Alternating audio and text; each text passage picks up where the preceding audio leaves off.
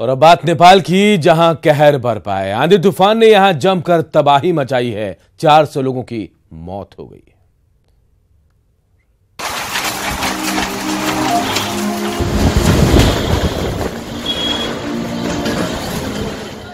नेपाल के 12 और पेसरा के अस्पतालों में अफरा तफरी का ये माहौल यहां आए आंधी तूफान की वजह से है। तबाही के इस तूफान ने इन दोनों जिलों में जमकर कहर बरपाया है।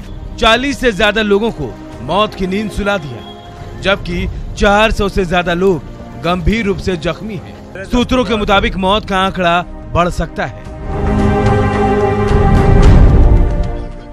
रविवार रात में तूफान और अंधेरे ने प्रभावित इलाकों में रेस्क्यू ऑपरेशन में बाधा पहुंचाई, लेकिन आज सुबह से रेस्क्यू ऑपरेशन में तेजी आई है। इस रेस्क्यू ऑपरेशन में स्थानीय पुलिस के साथ साथ नेपाल की सेना भी जुटी है। लोगों को सुरक्षित और जल्द उपचार के लिए पहुंचाने में हेलीकॉप्टर्स की मदद ली जा रही है। नेपाल के प्रधानमंत्री केपी शर्मा ओली ने हादसे पर शोक जताया और मृतकों के परिजनों के प्रति संवेदना व्यक्त की।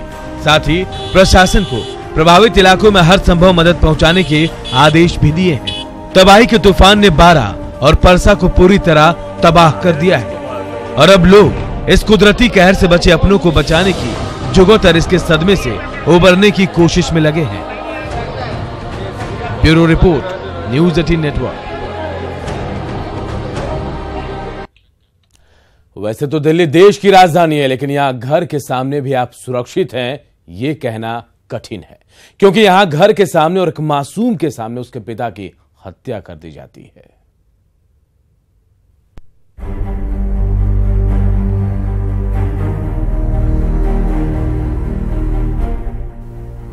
पांच साल का मासूम अब मौन है। उसे नहीं पता हुआ क्या है। उसने अपने पिता को घर के बाहर बस गिरते देखा और मां को बताया। इसके बाद घर में कोहराम है। वो नहीं जानता कि ये कोहराम क्यों मचा हुआ है। बस इतना जानता है कि सामने खड़े अंकलों ने गोली चलाई और पापा गिर गए। हाँ, इसने देखा था। इनने तो आके बताया कि अम्मी पापा उल्टे पड़े हुए। इनने ये बताया पापा उल्टे पड़े हुए। घटना दिल्ली के न्यू उस्मानपुर इलाके की है। 5 बदमाशों ने हकीमुद्दीन नाम के शख्स को 8 गोली मारी। बदमाश पहले से ही हकीमुद्दीन का इंतजार कर रहे थे। रात 10 बजे हकीमुद्दीन अपने परिवार के साथ घर लौटा था। हकीमुद्दीन डीटीसी बस का ड्राइवर था और मेलजोल से रहने वाला था। इस वारदात के स्थल से महज 200 मीटर दूर न्यू उस्मानपुर थाना है। लोग खड़े हुए थे 5 जने और 5 बाइक पे खड़े हुए थे। तो हम बोले बन के यहाँ पे पता नहीं क्यों खड़े हैं ये। अब हमें क्या पता, हमारा इंतजार कर रहे थे। जैसे हम घर में घुसे, भैया हमारा बाहर रह गया, हम अंदर घुस गए तो उन्होंने एकदम गोली मारी 8। एक तो आंख के अंदर मारी इनने।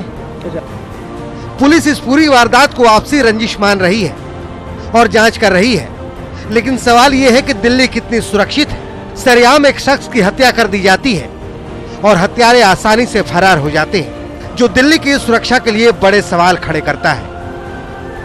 Bureau report, news 18 network. तो अमित शाह उड़ीसा के गजपति में है, चुनावी सभा को संबोधित कर रहे हैं। जहां एक तरफ प्रदेश सरकार को कोस रहे हैं, तो वहीं कांग्रेस को लेकर भी जमकर निशाना साध रहे हैं। बढ़ते आगे और बात जम्मू कश्मीर की। जम्मू कश्मीर में ऑपरेशन ऑल आउट जारी है और आज पुलवामा में 4 आतंकियों को मार गिराया गया, तो वहीं श्रीनगर में फरार आतंकी पकड़ा गया है।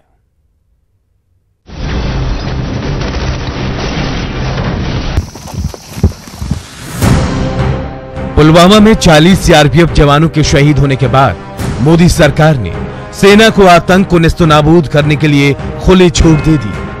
वो चाहे जितना छिपने की कोशिश करें, उन्हें सजा जरूर दी जाएगी। इसे लेकर दहशतगर्दों में खलबली मची हुई है। वो अपने लिए महफूज जगहों की तलाश तो कर रहे हैं, लेकिन देश के बहादुर जवान उन्हें चैन नहीं लेने दे रहे हैं। ढूंढ ढूंढ कर उन्हें उनकी सही जगह पर पहुंचा रहे हैं। चुन चुन कर उनको मार रहे हैं। सोमवार की तड़के सुबह पुलवामा के लस्सीपुरा इलाके में खुफिया विभाग ने आतंकियों के छुपे होने की सूचना दी थी। सीआरपीएफ की 44 आरआर बटालियन, सेना और पुलिस की साझा टीम ने सर्च ऑपरेशन चलाया। सर्च ऑपरेशन के दौरान आतंकियों ने जवानों पर फायरिंग की। जवानों ने मुठभेड़ के दौरान 4 आतंकियों को मार गिराया। इस एनकाउंटर में पुलिस सुरक्षा बल के 4 जवान भी जख्मी हो गए। मारे गए आतंकियों का संबंध लश्कर-ए-तैयबा से बताया जा रहा है। आतंकियों के कब्जे से AK-47, एक SLR, एक पिस्टल और गोला बारूद बरामद किया गया है। बहादुर जवानों ने इससे पहले 28 मार्च को 4 आतंकियों और 29 मार्च को बड़गाम में 2 आतंकियों को ढेर किया था। इधर श्रीनगर में दिल्ली पुलिस की स्पेशल सेल को भी बड़ी कामयाबी मिली है। श्रीनगर में जैसे मोहम्मद के आतंकी को गिरफ्तार किया गया। दिल्ली पुलिस ने मोहम्मद फैयाज अहमद लोन को पकड़ा। फैयाज पर दिल्ली पुलिस ने 2 लाख का इनाम रखा था। दिल्ली हाईकोर्ट ने फैयाज के खिलाफ गैर जमानती वारंट भी जारी किया था।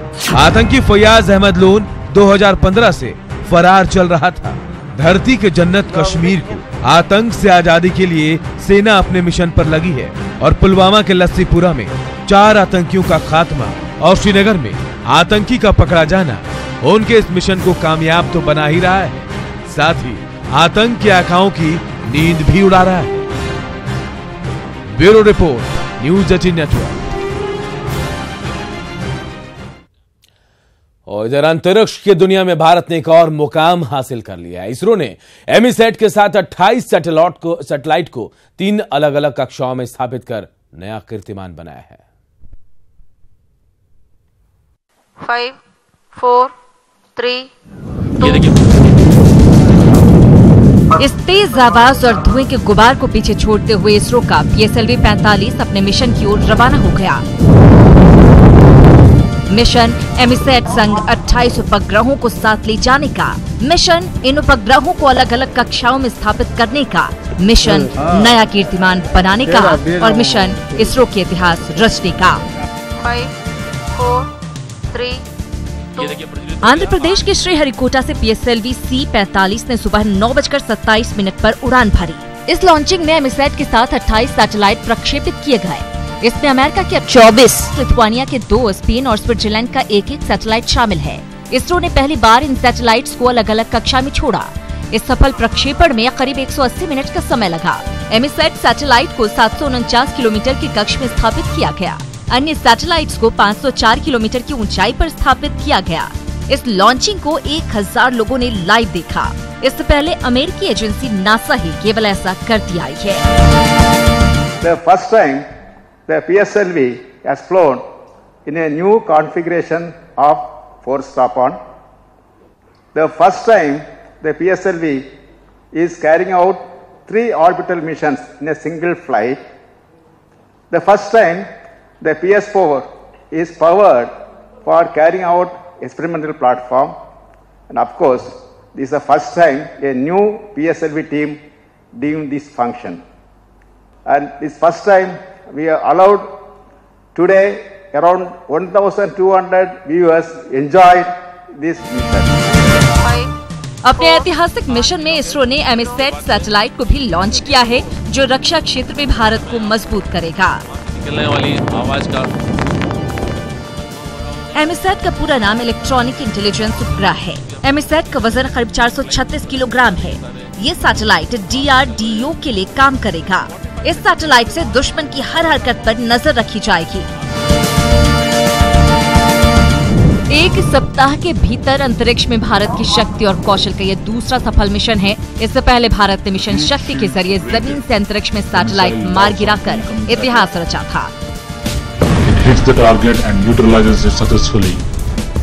अब इसरो ने एक साथ पहली बार 3 कक्षाओं में सैटेलाइट लॉन्च कर नया कीर्तिमान बनाया है। Bureau report, news 18 network.